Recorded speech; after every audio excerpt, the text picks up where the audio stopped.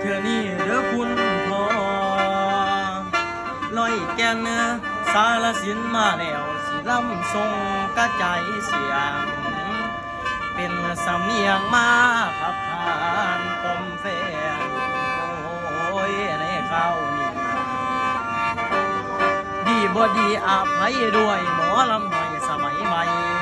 เป็นหมอลำน้องใหม่กำลังเรียนไปลูกโอ้ท่านได้สั่งสอน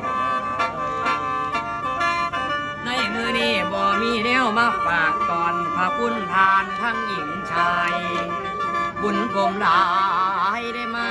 พบพี่น้องเราโอ้ยในข้าวนี้โครงการดีส่งเสริมให้เยาวชนสืบสานต่อภูมิปัญญาหมอลำเฮานี่เนาะให้รักษาย่อ